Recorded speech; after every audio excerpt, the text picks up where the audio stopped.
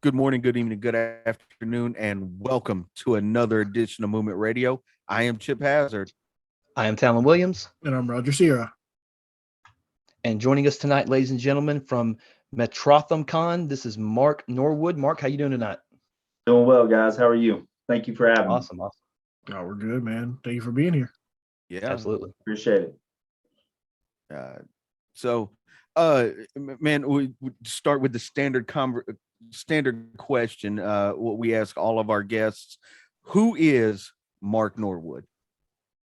I'm the founder, CEO, the brainchild behind Metrotham Con. We're going into our fourth year now, so we've been doing this for a little bit, kind of a seasoned pro at it at this point. But I mean, I really just want to put on a fun show for Chattanooga and the surrounding areas, bring, big name guests, a lot of content, vendors, all that fun stuff. I don't know if you guys have been to several conventions or not, but we try to stand out and be a little different from some of the others that are in the area. So, but that's what I do. That's my passion. That's my love. I want to bring joy to a lot of people. So that's kind of my thing. It's my way to give back. That's awesome, brother. Yeah. So Chip asked the question, who is Mark Norwood? I'm going to ask you the question, who was Mark Norwood before Metrotham Con, before, everything, your upbringing? Who were you before Metrotham Con? So I'm originally from Chicago, Illinois. My family moved down south when I was around 12, and I've always had a passion for, I guess, like the nerdy pop culture things. Even though I was big in sports and played basketball, football, baseball, ran track, played soccer, all that good stuff, there was still a part of me that was drawn to like comic books and cartoons. I was born in 83, and 80s kind of was the boom for all like cartoons and stuff like that, and pop culture in general, with all the huge movies like Back to the Future and stuff that came out in the 80s. I just kind of gravitated towards that, and it became a passion. I love that stuff. And then as I got older, I went to college, got a degree in computer engineering, and kind of got stuck in the retail management world. And I was like, what can I do, to incorporate all these things that I love and, kind of make it part of my life. And that's where the convention came from, and then Metrotham Cons like Metropolis and Gotham, these two, huge fandoms kind of mashed together into one. That's awesome. I was going to ask you where you got the name, but Yeah. there it is. Superman's always been my favorite by far. I'm a Batman guy. I'm sorry. I understand. I appreciate it. Yeah. Okay. So you said you're a child of the 80s. Yep. Favorite 80s cartoon. Let's just get that out of the way. Wow, that's tough. It would probably be between, I would say, either Thundercats or Voltron. Those two kind of stick in my mind. Ninja Turtles, of course, was big for me as a kid. Yep. The real Ghostbusters was big. Even the other Ghostbusters, I loved as a kid. And then there's so many others as well. Kind of even in the late 80s, I started getting into anime. There was this like comic shop that had these bootleg VHSs where you can watch like subbed Dragon Ball and stuff like that. So that was really cool. Even in the late 80s, I was into that stuff. That's awesome. What was the if you can remember back that far, you said you always were drawn to like comic books and everything. What was the first comic that you can remember reading? The first comic, I want to say really the first comics, what got me really into comics was the Death of Superman line that came out, and then the Funeral for a Friend, when he fought Doomsday and died. That was like a big shock, and around the world it was huge news. And those were kind of, before I just kind of collected them, I was doing more of the collection thing. I had sports cards and all that type of memorabilia, but the Death of Superman arc was what really got me into comic books and reading comic books. And then after that, like the Blackest Night, the Green Lantern series, that's probably my favorite. I love the Lantern Corps. I've got the Black Lantern hat on. So yeah, that's DC's always been my jam. I like Marvel, but DC's more grounded in reality to me. I see. I've always thought that DC had the better storylines. They do, yeah. For me personally, I think Marvel might have the more recognizable characters. If you take like Batman, Wonder Woman, or we'll just say the Justice League, Right. if you remove them from DC, Marvel has the more recognizable characters, but They're I more think known from DC top has to bottom, right? Yeah. And then DC has your two big hitters in Superman and Batman. Yep. Which I also think that the explosion of the Marvel Cinematic Universe has helped Marvel kind of maybe jump DC in some respects. Yeah. Because I mean, yeah, Justice League did have, with Wonder Woman, Aquaman, Batman, Superman, and all that, which is they're still in somewhat of an embryonic stage with their version of their cinematic universe. But you said you do enjoy DC more than Marvel. Are you a fan of the Marvel? Do you enjoy the Marvel Cinematic Universe from the standpoint that it is closely to the comics? So to me, a lot of the characters in the MCU stray a little bit away from it. Like Thor: Love and Thunder, a lot of people love it.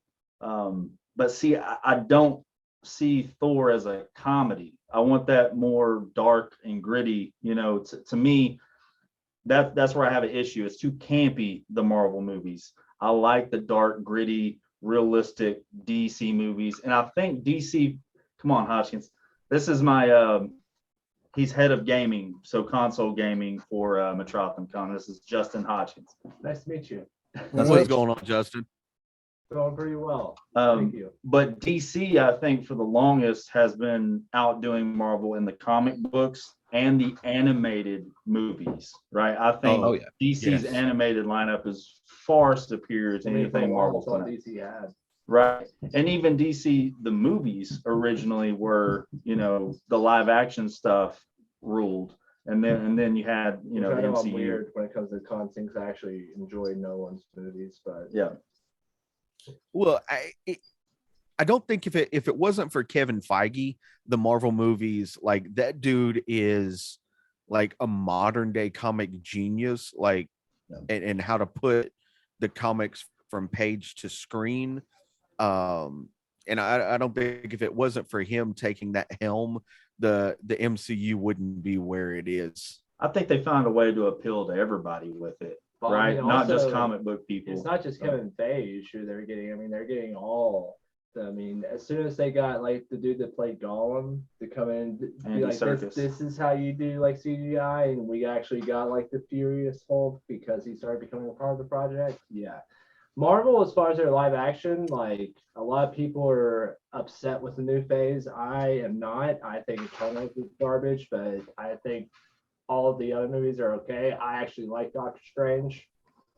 So I think like with DC, I think they had the right casting for their live action movies, the more recent ones. Well, the people that was just in charge of things couldn't get out of talent's way. Henry Cavill, I know I'm very nostalgic and Christopher Reeves will always be there, but Henry Cavill to me is the epitome of Superman. Like you look at that guy and like, okay, that's Superman. Like the Christopher Reeve, like I do like what Christopher Reeve did for like comic book movies and everything, but those movies kind of missed me because like I was born in '92. They're late '70s, right? When the first one came out. Yeah. So, but like Henry Cavill was the first Superman in Man of Steel that I actually saw. I was like, I believe that this person is Superman. Yeah. Yeah. Okay, so have you seen the TV series Lois and Superman? I've been like on the fence about watching it. Like I've watched some clips where I'm like, this looks really good, and I've watched some clips where I'm just like, this looks like the reason why I stopped watching Arrow. So So the guy, and I can't remember his name, so please Tyler forgive me. Hoechlin. Yeah, something like that. He plays a fantastic like Superman and Clark Kent in that series. Mhm. Wasn't there Dean Cain? Wasn't he the guy? Yeah, but Yeah, that, we don't talk about we don't talk about that. Yeah, We don't talk about Dean Yeah. Cain. yeah, we don't talk about that. No. Just That's like we don't talk probably about Superman the- 4. And then you have Tom Welling in Smallville. See, I love Smallville, man. Smallville was Smallville good. was Smallville was awesome. great. Smallville was Yeah. good. It was really cool to see a different side of it, to see the everyday struggles in high school and then into college and how he, became Clark Kent, mild mannered reporter. I found that pretty fun. It just got kind of drawn out, because it's 10 seasons and it's like, okay, I need to see him as Superman now. Right. Yeah, I feel like Superman writing gets done dirty a lot of times. So whenever he gets done good, I'm just like, okay, cool. I can watch a god. Did you guys like Man of Steel? Like, to me, Man of Steel is my favorite DCEU movie. I thought Man of Steel was good.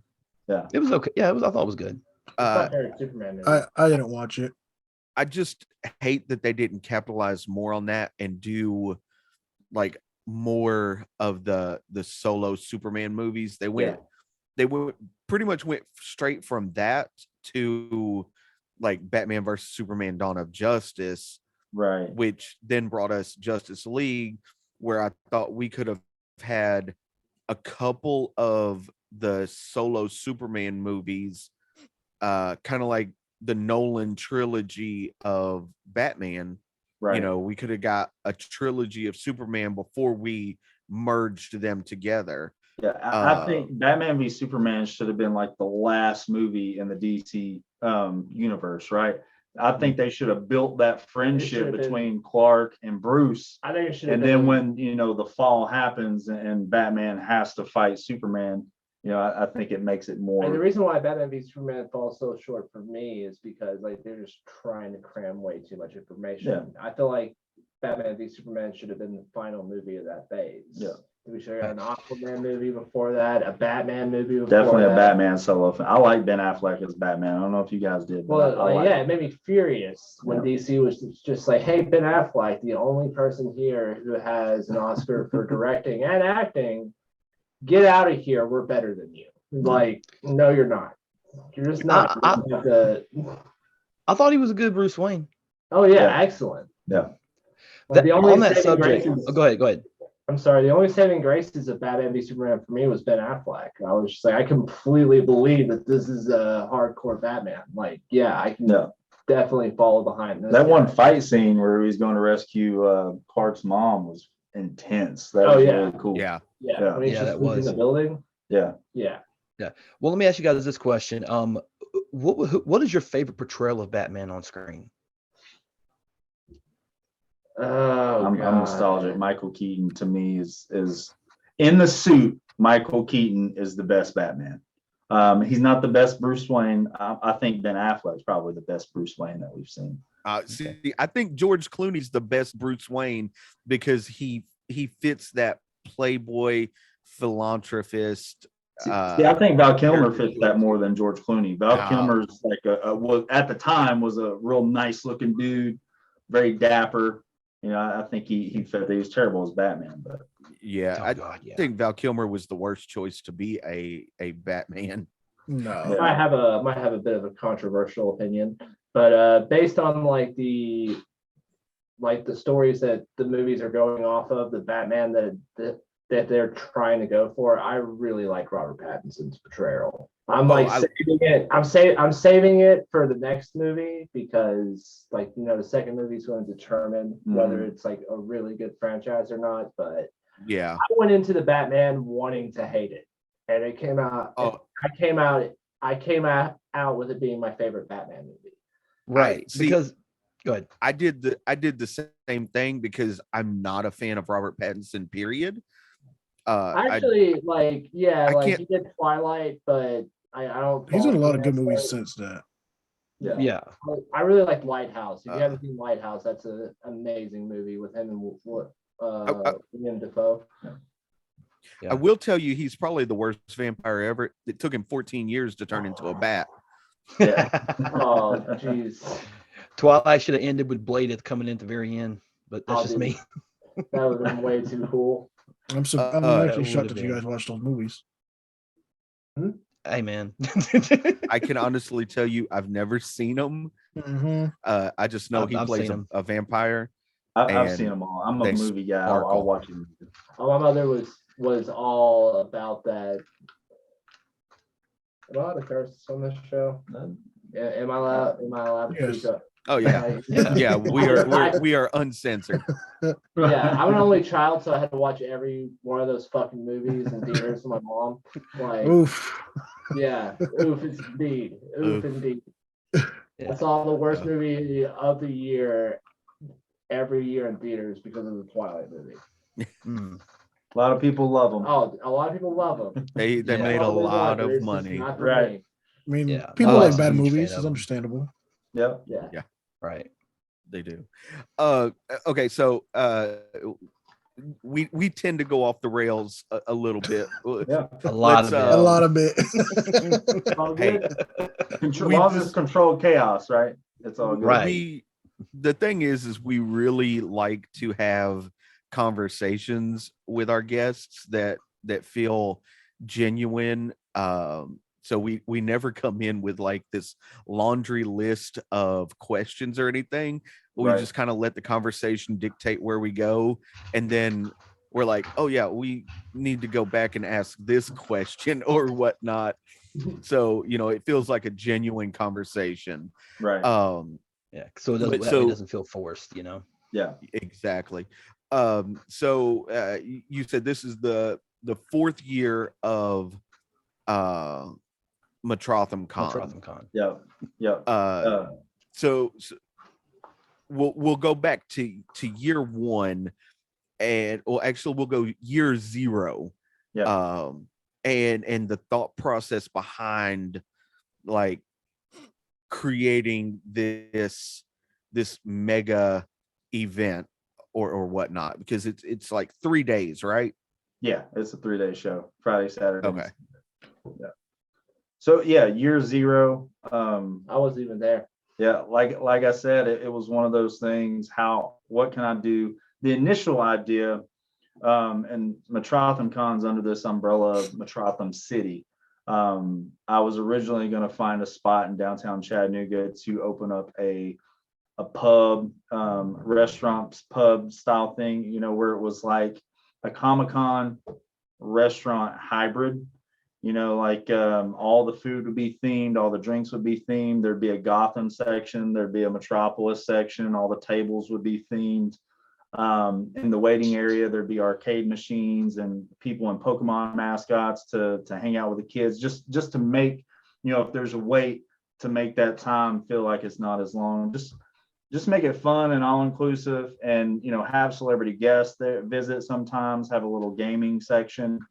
And I really just couldn't.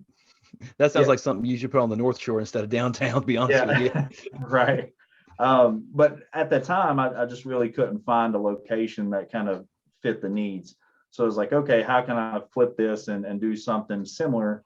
So the natural transition was to do a convention, because there's other conventions here, but nothing quite like what we are. Okay. So just kind of transition from that to a con, because I can get the same kind of feel. And like I said, I want to give back to the community. That's why we're involved with multiple charities. I do a ton of giveaways like throughout the year and at the con. I just want people to have a nice, safe space to come together and just enjoy the fandoms, right?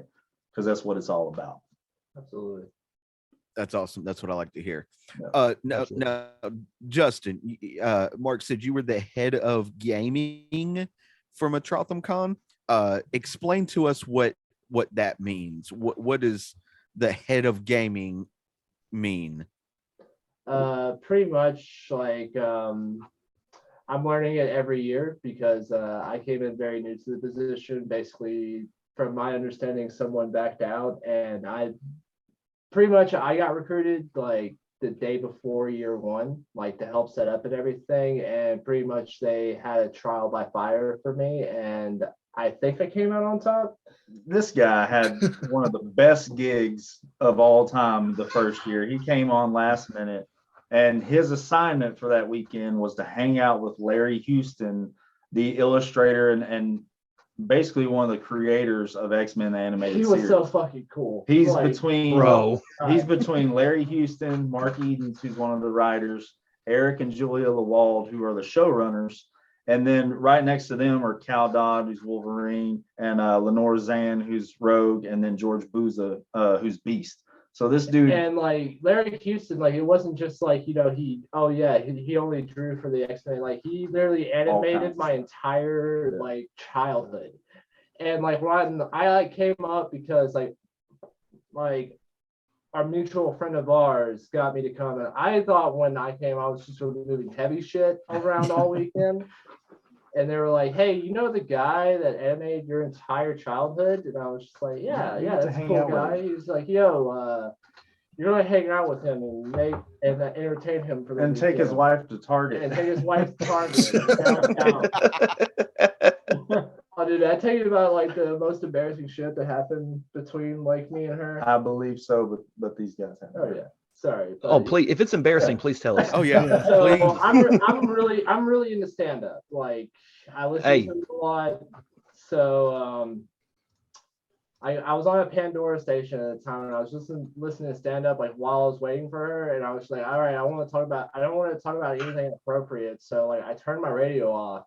And like she gets in the car, as soon as I turn on my car to like go, my radio starts turning back, and it's just Joe Rogan like screaming in the speakers, just masturbation. And I immediately like turn off the radio, and just like we drove in silence for about 2 minutes. She was just like, "So how do you like living in Chattanooga?" I'm like, "It's pretty great, pretty great." Oh my God, that's like the greatest story I ever heard. But that's how Hodgkins came on board. And after year one, for year two, we kind of transitioned him into the gaming aspect of it, and he oversees the gaming room. So we do like a Smash Brothers tournament. We're trying to grow that every year. We have the retro arcade machines, the retro gaming that we did this year because we were 80s. Yeah, the gaming room was pretty packed the whole weekend. Yeah. The Smash Brothers tournament was awesome. We had Brennan Mejia, the Red Power Ranger, was in there. He participated in the tournament, so that was a lot of fun. If I remember right, I think he made it past the permanent round at least. Nice. Yeah. And I mean, we're doing a Beat Saber tournament next year, so we're just trying to expand that and grow that every year. And that's kind of what he does. He oversees that room and is responsible for it growing. So that's awesome, bro. Stay safe, make sure people respect each other. Yeah. And that's my thing. I'm only as good as my team. Like my volunteers and my staff, we're like family. We're one big family. We got a group chat, and every time everybody has a birthday, it's happy birthday. We just had one of our head of security just welcomed a son into this world, and everybody's congratulating, and you'll be doing that yourself in a couple months. In December. Awesome. Congratulations, man. Thanks. I've got 4 girls and a boy on the way. So. So it's your first boy. Yeah. Golly. Yeah. Probably get some backup, am I right, guys? Yeah. I've got 2 boys. One's 4 and one's 5. They're exactly 16 months difference in their age. So nice. There's Irish twins, basically. Nothing like it. No kid. I got a 9-year-old son, and I got a 2-year-old daughter. And my son's, you said brought the video game. My son, is in the games now and things of that nature. He likes playing the free. Like he's, of course, what 8, 9-year-olds play: Fortnite, Roblox, all that crazy shit. Minecraft. Oh yeah. But getting back to what you were saying about the gaming, what games? I mean, I think I might know the answer to this, but what game hooked you when you were a child? Me? Yes. The first game that I ever played where I was just like, okay, video games probably would be a part of my life forever. It's Kingdom Hearts. Okay.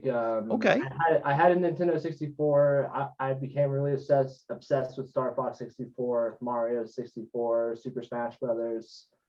And then I moved on to the PlayStation 2, Ratchet and Clank. Kingdom Hearts is still an obsession of mine. Like, I don't have a pack of cigarettes, so I can't talk about the story to you. So sorry about that. Okay. But Yeah, I mean, I just really love RPGs. Like, I love the reason why I love video games so much is the escape of it. Like, Yeah. Right. I'm a Absolutely. little older than him, so Mario Brothers 3 is probably what really did it. Like the OG was good too, and Zelda was great, but Mario Brothers 3, the raccoon suit was pretty awesome. Tanuki. Tanuki. Yep.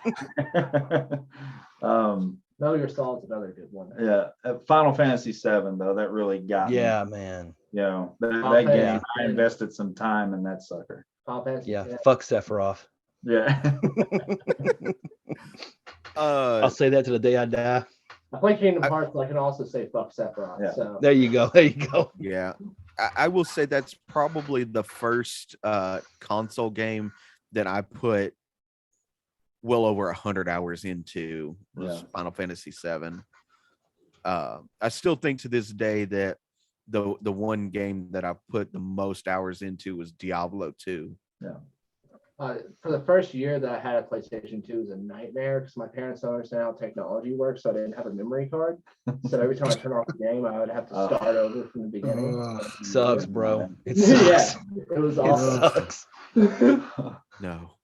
It sucks. Yeah, I mean, yeah.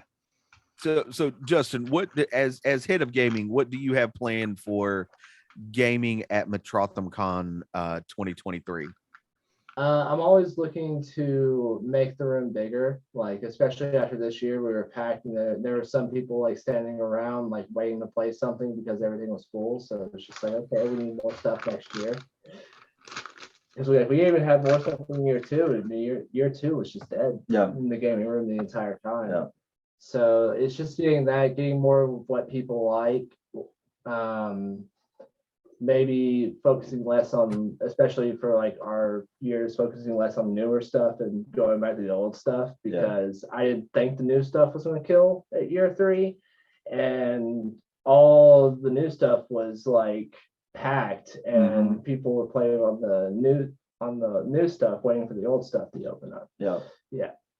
And next year we're 90s theme. It's Metrotham Con episode 4, Return of the 90s. We're into the 80s this year, so kind of going through the decades. So yeah, it's definitely a generation, because I was born in '92, so it's definitely a generation that say, oh, I actually know these games. I can actually talk about them. I can actually order them. I know what they are. But like you said, you know, the Smash Brothers thing, we definitely want to do that. We'll do that every year. That has a huge following. We're talking about doing something with Pokemon Snap, so that'd be awesome. I'd be awesome. Yeah, Roger is also the resident 90s child on our team here. So yeah, he was also born in '92. Yep. Oh, really? Yeah. Yeah, my first movie in theaters was Jurassic Park. I can't remember what mine was. I don't remember watching. My parents just loved telling that story about me. So apparently I didn't cry the entire time. I mean, knowing my brothers, I probably went and watched like Belly or something like that first time in theaters. No, it's paid in full, wasn't it? Belly is a good movie. It might have been. No, it wasn't paid in full. Dead Presidents. Dead Presidents might have been, actually, to be honest. I still remember the Chris Tucker's passed out or death thing, I guess. Yeah. Right. That thing haunts me forever. Yeah. Why we don't do heroin, guys. Right. I was also early with Pokemon, so I got to see Pokemon the first movie and Pokemon 2000 in theaters. Yep.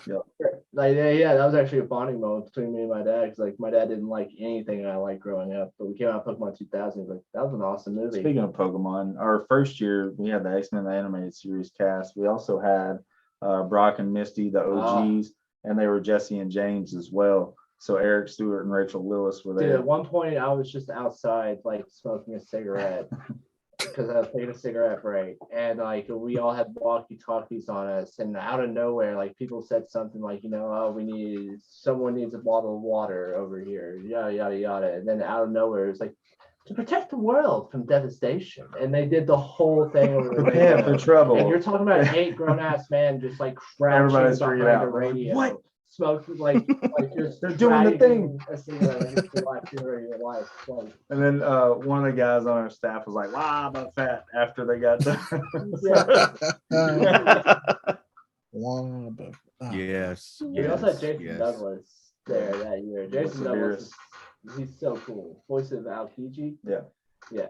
So that being said, we were talking about past guests. What about some guests that you got coming in 2023? Okay. So like I said, yeah, I don't know who's announcing that. So, like I said, it's 90s theme, so we try to stick with 90s fandom as much as we can. So we've announced Jonathan Frakes, #1 from Star Trek: The Next Generation. Yeah. Kevin Sorbo, Hercules.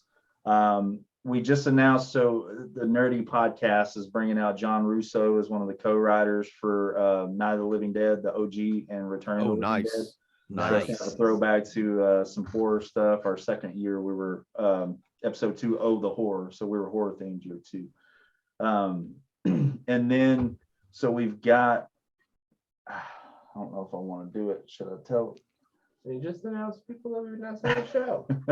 So I apparently accidentally spoiled one the last podcast. I'll give you guys a couple that we haven't announced yet that I just signed. Oh, we get exclusives right here. Yes. I like this. So we got Eddie Furlong, John Connor from Terminator, and then we got Billy West, the voice of like every Futurama character, Ren and Stimpy, Doug. I want Bugs Bunny, he's all kinds of stuff. I'm demanding that I have at least a 10-minute conversation with that man. Yes. I just want 10 minutes. All right. Some hot exclusives right here from Mark Norwood. I like it. Yeah. I actually didn't know that second one. You didn't know that one? Yeah, we could just bleep this whole section and we can announce it. No, what they do is they say, hey, go to this particular YouTube channel, Movement Radio, and check out the exclusives. There you go. Man, you heard it here first. Yeah. They're here first. I like it. I got excited and lost my train of thought there. I for do a too. second. Get to talk to Bill West. Yes. I mean, that's huge though. Like you normally don't see people like that in a smaller city like Chattanooga, right? You gotta go to Atlanta or Knoxville. You got to go to the fanboys or the Dragon Cons and stuff like that. So that's kind of what I want to do. I want to bring that stuff here because Chattanooga is, centrally located in between Knoxville, Nashville, Atlanta. There's a lot. It's a nice little hub. And the convention center is large enough for us to grow and eventually take over the whole space. So that's kind of the game plan. I really want to provide a quality show for everybody. That includes guests. Our staff is on point. That's one thing. When you guys come, you guys are gonna have a table there, right? Yes, sir. When you guys come, that's one thing you'll see. Our staff is, 5-star. They go above and beyond. They're incredible. We just want to set ourselves apart from everybody else. Well, I mean, in a world where there's a million conventions, there's, I mean, I was looking. I follow this page where it's like all the southern or southeastern cons, and I mean, on any weekend there could be 5 to 7 conventions going on within a 2-hour radius of each other, right. And it's how do you set yourself apart so they come to your convention as opposed to driving 2 hours down the road to this other convention or right. whatnot. And that's one of those things too where the grassroots stuff, like getting out in the community and really advertising to the people. So we do a lot of that. We got a road crew. I think you guys met some of them at FarleyCon. We did. John and Stacy, Dan and Rhonda. Like we do so many events throughout the year where we promote the show. That's movie theater events. Yeah, we used to do the movie theater stuff all the time. But that's kind of where it starts. And then I do the billboards. I'm trying to get in really good with all the local businesses and stuff like that, where we have sponsorships and we can bring in some of the bigger name guests, because as we grow, we'll build our loyal fan base. But what's going to bring in new people if they've never heard of us is the guest list, right? Because they don't know what our content's like. They don't know what our gaming room's like. They don't know what our panels are like. They don't know what our after dark programming's like. They've never seen it. All they know is, oh, they've got Jonathan Frakes coming. I want to go meet him. That's close, you know. Right. So that's kind of the initial draw. And then when we get people to come, they'll see our staff is on point, the content's on point, the entertainment's there, you know, the atmosphere is there, and they'll want to come back for years to come. That's why we have a Metrotham Con Forever badge, and we've had several people purchase that thing where you get VIP status every year that we're in existence. This is the last year that's $200, and then it'll start going up after that. So, oh, that's awesome that you can buy that and get VIP status, you know, for forever. You know, until Metrotham Con is no more, which we hope doesn't happen. But you know, things do happen and stuff happens. But you know, the goal is for it to live forever. Right. Of course. Can you guys talk to us a little bit about the after dark, where you have mentioned the after dark portion of it? So yeah, the after dark is essentially it's all 18 and up, with some things being 21 and up. So it's for the adults. So we have an adult vendor hall that has more adult themed items. That starts at 9 p.m. and goes to midnight. Like Friday night, we'll do a drag show. Saturday night, we'll do Friday night, we also have a risque cosplay contest. There'll also be adult panels as well. Saturday, we typically do our burlesque show and our adult comedy show, which that was awesome this year. Like the after dark stuff, the room was packed. Yeah. Like that stuff does super well for us. And it provides an extra thing, you know, at the show. Like during the day, we have our kids stuff. Next year, we've got like a carnival day planned, you know, where there'll be like ring toss and all that stuff, and face painting and balloon animals, all that stuff. So we do all that stuff throughout the day. And then, you know, once that 9 o'clock hits, you know, it's time for some adult fun. And that's where we add in the after dark stuff. So you mentioned you mentioned stand-up comedy in that one part. Do you use a lot of the local comedians in the Chattanooga area, or do you kind of go abroad? So yeah, there were a few from that were local, and one of them was from Florida, I know. So and they rocked it. I mean, everybody seemed to have a great time. Awesome. Yeah. I mean, we know somebody that, you know, would be great at that. Yeah, AC. Yeah, not to mention any names right here. Yeah, but, I mean, we have a also a stand-up comedian right here on the group. list. Yeah. Bro, I haven't done stand-up since May of 2019. Yeah. I don't even know if I can still do it anymore. I know people. I can get you in touch with people. I did a couple open mics in 2019. Hey, okay. They said open mic. Okay. Yeah. Okay. He's done several open mics at the Comedy Catch and other local venues, and he tries to downplay himself, but he's pretty funny. No problem. Yeah, no, just let me know if that's something you're interested in. Yes, he is. I can maybe slot you in with the After Dark comedy show. Yeah, he's definitely interested. We're gonna put him out there. Yeah, we're gonna force it. And just so you guys I'll rock I'll rock the Movement Radio shirt and everything. Nice. We have karaoke and stuff going on all through that time. We have after parties. Like there's something for everybody, even during the nighttime. The console gaming goes all night. The tabletop gaming goes all night. Is there a competitive Jenga? Bro, there's not, but we can make that I think he's getting an idea. I do have the giant Yahtzee. So we have Yahtzee. Ooh. Okay. Yeah. There you go. Roger, now would be the time to ask your question about the gentleman you keep wondering who he is. Yeah, so at FarleyCon, it was the gentleman with the white hair and the glasses that played the Demigorgon, and we were trying to look him up, and we could not find him anywhere. Yeah, so he has a very unique name. It's Ted Turner.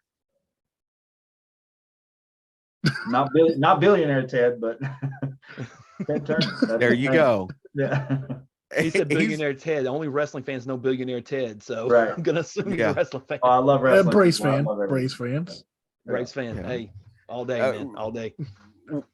Roger has been racking his brain, and we have been trying to research who that was, because Roger's like, man, I know him from somewhere. I know him I've from somewhere. seen him somewhere.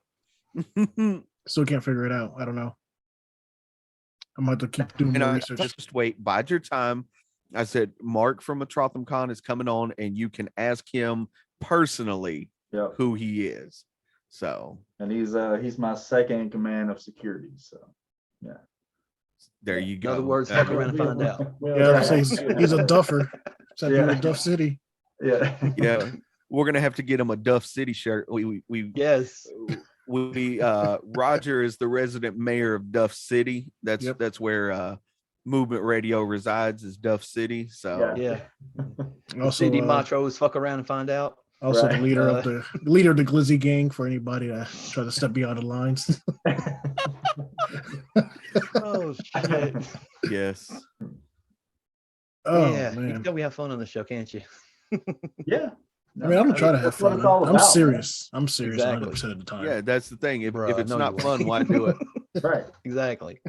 Exactly. It's all business all the time. All business fun. all the time. All Yeah. business. I mean, you see him in his cutoff, sun's out, guns out. I went to the gym earlier and then streamed for 7 hours. Dude, you look like somebody that would get killed in Far Cry 5. Jesus. Is it because I'm brown? Me? Oh, Oh. Jesus Christ. You said it. I didn't. No, you said it. It's See, shit. I It's told shit you, about your skin color. we are completely uncensored here. Yeah. Yeah. So Awesome. Mark, you said that you were a wrestling fan. Yep. When did that fandom start? In the 80s for sure. Say your prayers and eat your vitamins. He had me hooked. Dude had me hooked, man. Had me ripping my shirt off. I'm saying, I mean, Hulk Hogan, regardless of what you guys think about the man today, in the 80s, early 90s, there was no bigger human being. Can I reveal my favorite story that I've ever heard about Hulk Hogan? Please. It was a Please. rap story, and pretty much this guy was like working at like a 90s rental store. You know something, Mean Gene? And he was working one day, and Hulk Hogan just walks in. He's like, "Hey, Hulk Hogan, how you doing?" Or something like that. And Hulk Hogan's like, "Not much, brother. Just trying to find that sweet, sweet weed." And I just walked off.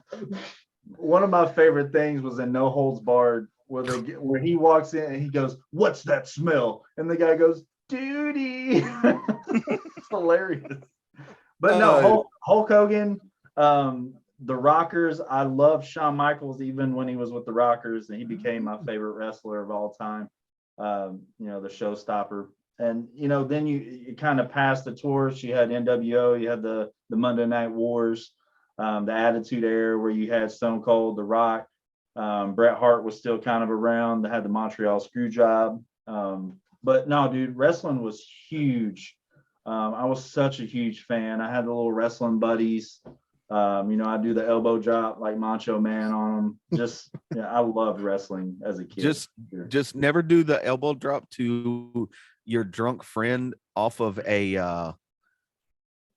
dresser through the person through the person that you're sleeping at. Just tell the story, house. Bro. Yeah, what is the story? Just tell the story. What's the story?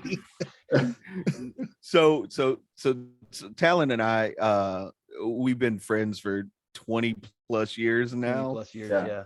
And we went to him and his wife, me and my wife, and a couple of other people go over to a buddy of ours house, and we get like shit-faced drunk. Yeah. And Talon finally like passes out, goes in the room he's sleeping in, and crawls into the kid's bed. And I mean, like, he's done. And I sneak in there, climb up onto the dresser, and give him a Shawn Michaels elbow off of the dresser. We break this kid's bed, and all Talon does is like, and rolls over. Like, he completely doesn't phase him at all. He no-sold it, man. It's all fun. Yes. I didn't even know what was wrong the next day.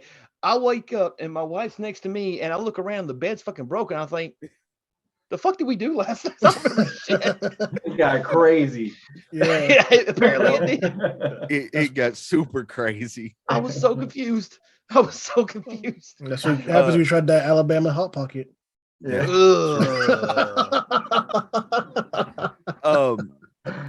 Urban Dictionary. Go look up little Alabama. No, do not. Promised. Do not You ever. promised we'd do that episode. No, do not no, ever. we're not doing that episode. We're not doing that episode. So Entire episode about Urban Dictionary technology. you said your favorite wrestler growing up was Hulk Hogan. Roger is our resident Hulk Hogan hater, and we have done several episodes on lies that Hulk Hogan has told and been caught in. And it's hilarious when you go through these lists of lies that, I mean, it just so happens to be Hulk Hogan, but it could be, anybody. But he was one of my favorite lies is that he was contacted to fight in the original UFC.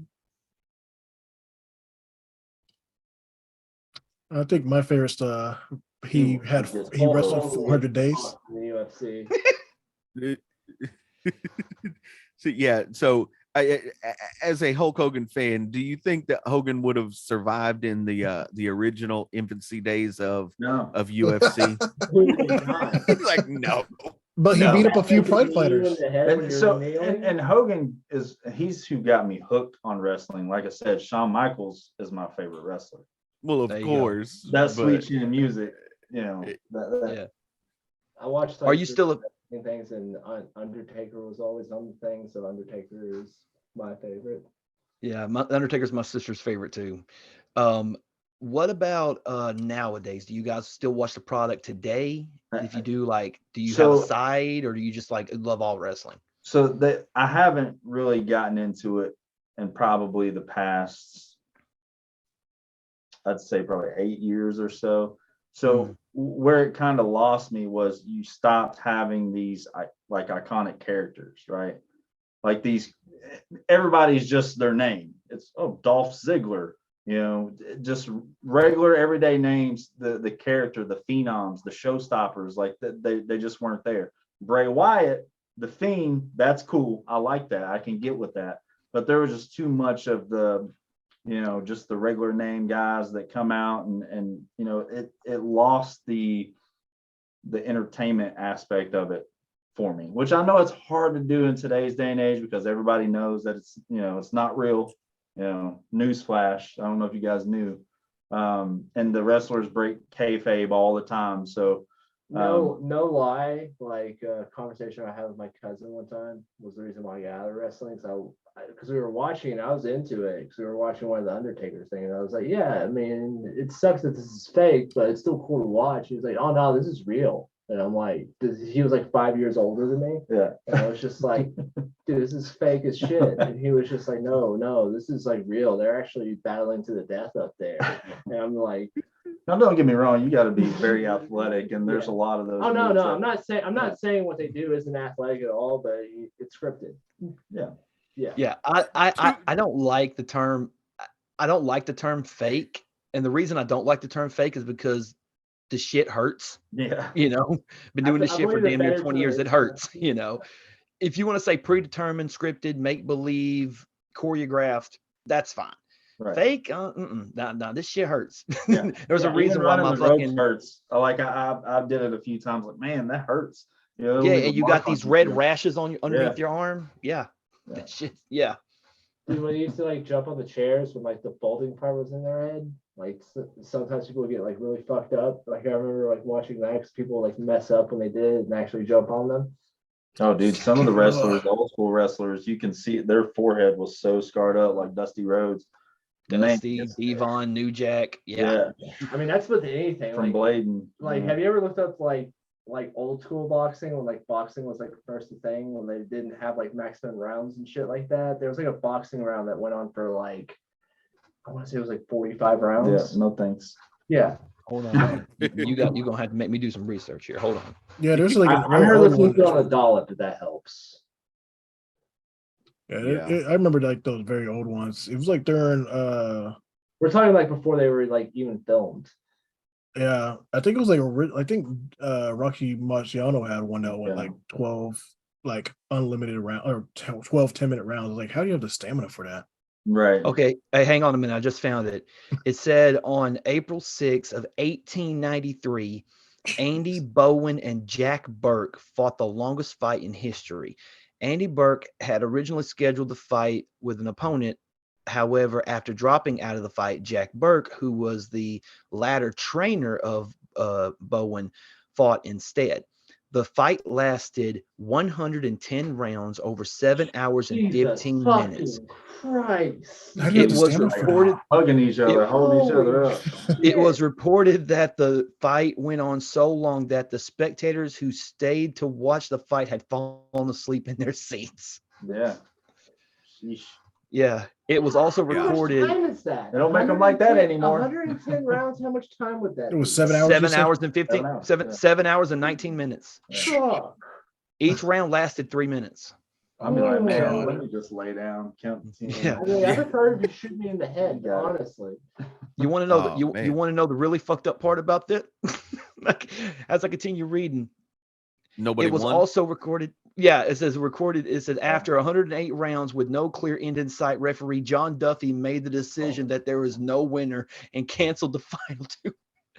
The bout was ruled a no contest, with both men having become so dazed and tired to come out of their corners. You know how pissed off I would be if I watched that. I would have definitely.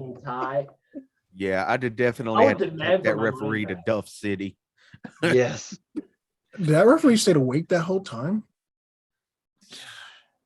I don't know. It's the weirdest thing I've ever heard in my life. Yeah. Really? Yes. No, not really, but I wanted to sound funny, I guess. Golly. 110 rounds? Yeah, no. Jesus. Not forget that. Gentlemen, we don't want to keep you here all night. Otherwise we will will just going down like useless knowledge and everything. So we know Metrotham Con 2023 is coming up. Here's your chance. Promote your socials and all that for everything coming up. Hey guys, Metrotham Con episode 4, Return of the 90s, will be May 12th through the 14th, 2023 at the Chattanooga Convention Center. You can follow us on Instagram, Twitter, Facebook, TikTok, YouTube channel at Metrotham Con. We do a live Facebook show every Monday. Be sure to tune into that. That's typically where you get the guest announcements first, unless you're watching this. You got 2 really big ones ahead of time. But yeah, and you can catch us at all the local conventions like Chattanooga Comic-Con. We're at Farley Con. We'll be there promoting, doing giveaways and stuff. And if you guys want to have a good time, come out and have some fun. There's something for the kids, for the families, plenty of cosplay, plenty of gaming, stuff for the adults, celebrities, vendors. We have over 80 vendors in our vendor hall. So yeah, all the cool shit. Tickets are live now at metrothamcon.com. The way too early pre-registration special is $30 for the whole weekend, and that gets you live music, a comedy show, a burlesque show, a drag show, plus all the other convention stuff that you get. I mean, that's a deal. Yeah, that's a deal and a half right there. Exactly. No. Yeah, some conventions say, $65 a day. Like, yeah, why? Yeah. What was it? We just talked about on we talked about it like a month or so ago. It was DashCon, from Tumblr. That was a disaster. Dash Con, Jesus. God. Yeah. Stop bringing that Where up. was that? So what now? Where was that? It was a thing that Tumblr tried. They had seen the success of VidCon, and they wanted to bite off of that, so they decided to make DashCon. And reportedly, the people who were booking the show or booking the convention, they said that they needed, $17,000 to pay the hotel and things of that nature. But then turns out that the hotel didn't need any more money, so no one knows where the money went to or where it went or anything like that. They said that anybody. Oh, and by the I don't know if you guys have heard of the podcast Welcome to Night Vale. Yeah. Yes. Well, they were Oh, actually supposed to be. Say what now? I love that podcast. Yeah, well, they were actually supposed to be there as a panel, and it was so poorly organized that they pulled out of it. But the reason they pulled out of it, and this wasn't discovered until much later, was the organizers told them that not only are they not going to be reimbursed for their flight and their hotel, but they weren't going to pay them at all for their performance. And they said, why? And it's like, oh, we just don't have the money. Meanwhile, they're pocketing $17,000 over here in the back corner somewhere. Yeah. It was a big to do, and they put out an apology to all the fans. It's like, yo, man, fans don't deserve this. But they said that they would make it up to the fans in Chicago or whatever, because I think it was in Schaumburg, Illinois. I think is where it was. It's just like this little suburb outside Chicago. Gotcha. But yeah, that was a big one. That it wasn't as bad as Firefest, but it was pretty bad. Bring it back. Let's do another one. We're not doing another Firefest. No. Firefest 2, more fire. Burn the fucking island down, why won't we? I mean, they almost did. It looked like a scene of a fucking apocalypse movie with all the FEMA tents just laying around. I mean, what do you expect with something supported by Ja Rule? Yeah. Oh no, he didn't have nothing to do with it. He threw Billy McFarland under the bus so hard. Except he's into documentaries. Yeah. Yep. I used to love Joe. Yeah, it's 11 years ago. Right. It's murder. Gentlemen, we honestly truly appreciate you guys coming on. We cannot wait until Metrotham Con. We're looking forward to it. I mean, as you said earlier, you guys have a group chat. We have one, and we talk about it every day. Like, yep, we do. So it's going to be a blast. We're so looking forward to this. Yeah, and I thank you guys for having us. We really appreciate the support, and likewise, we'll support you guys. That's what it's all about, right? The community. We're all in this stuff together. Yes, sir. If you succeed, we succeed, and vice versa. So we'll do everything that we can to get your word out, and if you'll do the same for us. Of course. Absolutely, man. Yep. Steel sharpens steel. Yep. Absolutely. Right. All right. Well, if you guys want to hang out for just a quick second, we're going to go ahead and take this outro out. Again, thank you guys so much for tuning into this episode. Chip, Roger, anything y'all want to say before we bounce out here this evening? As always, check out movementradio.us. That is your one-stop shop for all things Movement Radio. And we want to thank our sponsors. Raj? I'd like to thank our sponsors today. We have gearanime.com. If you go to gearanime.com/movement radio, and you use promo code move radio at checkout, you get free shipping. You get cool anime gear, shoes, socks, eye mask, shirts, jackets. I mean, I wish we could get ties. I have to talk to them about getting ties still. I've done that. Yes. Yes. And they just dropped a whole bunch of new stuff too. So yeah, they dropped a bunch of new stuff for the new Dragon Ball movie, which is actually pretty cool. Right. And they've dropped new Naruto stuff I saw too. But also shout out to Audible. Go to audibletrials.com/movement radio. You get 30 free days of Audible plus a free audiobook. And if you have Prime, you get 2 free audiobooks. You can also listen to stuff like podcasts. We're on there. And you can also hear autobiographies, get comics on there, whatever suits your needs. We also have Canva. If you go to partners.canva.com/movement radio. You get everything from YouTube thumbnail designs, logos, business cards, pamphlets, banners, anything you can think of, they have it there. So partners.canva.com/movement radio. That's always the hardest one for me to remember. I don't know why. Then we also have Get Response. So if you go to getresponse.com/movement radio, they help you with your e-commerce. So if you need any email help for your newsletters, businesses, they can also help you with analytics, see where your best target audience is, everything like that at all. If you're just starting out, they're a good resource to help you grow your business.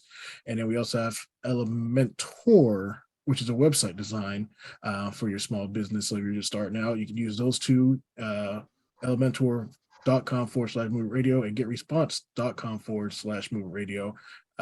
So whatever you go doing, if you start a business, podcast, anything like that, you can go out through there. Thank you, guys.